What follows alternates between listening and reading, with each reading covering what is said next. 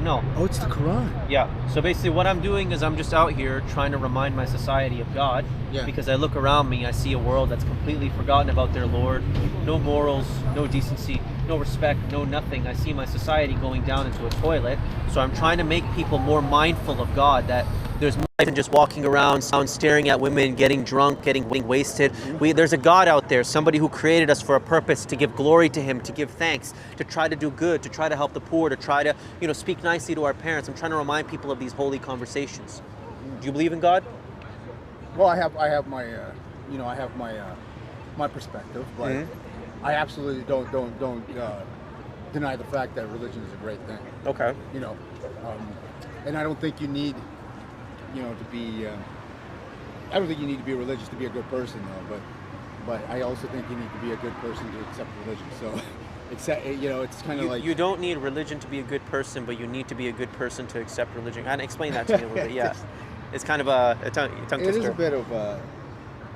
Well, it is a bit of a thing because you're naturally probably a good person if you are religious. So, usually it's kind of there's a lot of morals that are brought up in that environment, in a family of religion. Sure. Like it's like manners. It's like you learn your manners.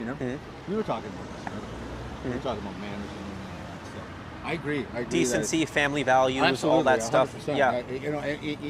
But even being someone who doesn't believe in supernatural stuff, right, doesn't mean that I can't accept all the same moral ground and values that religion teaches. Okay, so pantheism. You ever heard of pantheism? Yeah. The idea that the divine is incorporated in everything. Well, yeah, because everything. Yeah, you believe in all religions. Yeah, that's a pantheistic view. So I have a pantheistic view. Okay. Of religion. So I don't say one is better or not than the other. I think they're all good, right? I think there's like a general value that you get from every one of them. Yeah. So and I just that's the way I look at it.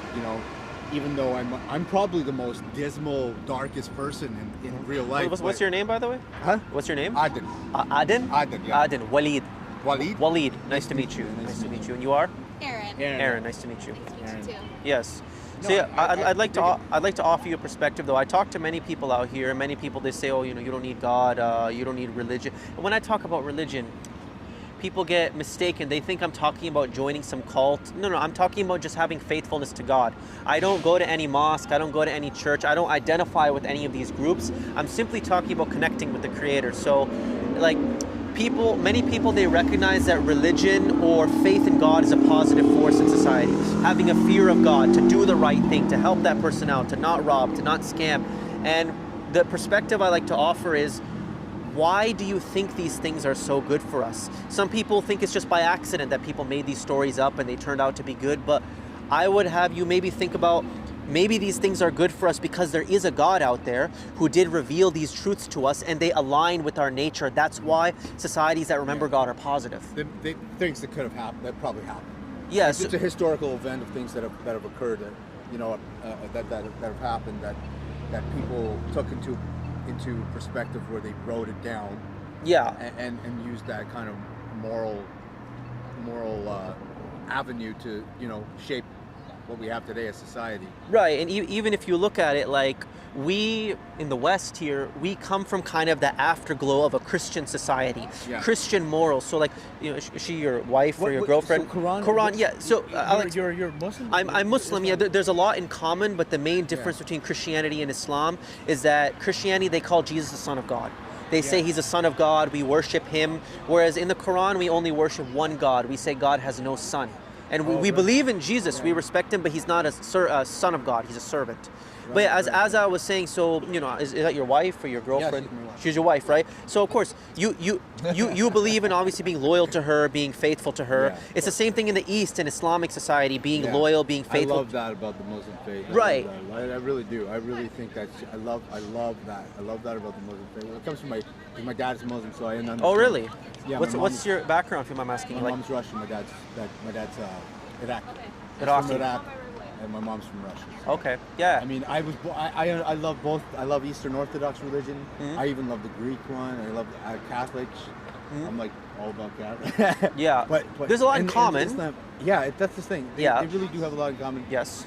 but I do really love the way the Islamic religion has this thing where, you know, you're only dedicated to your one spouse, and like they keep very conservative for you. Yeah. Like they keep conservative for the world, but not for the who them love at home. Yeah. They don't want protecting to our daughters, attention, like you know yeah, what I like mean? we wouldn't let our daughters be on Tinder showing off and this and that, right? That's something you know, we believe in family values. Yeah, I love that. You know. Well, whatever you're doing is good. I mean, if you What- feel like you're doing the right thing. Yeah, I I'm mean, just I was trying. curious. You know? I'm just trying to remind people because Yeah. again, I've seen society has fallen away from God, and Yeah. you can respect societies that remember God. That it's Oh, yeah, better, yeah, yeah, it's of course. positive. I So would rather in that. I'd rather do that. I remember I come from that. You know, I come from went to church every day. I'm from here. I'm born and raised here. I was yeah. confirmation. So. Oh yeah. Yeah.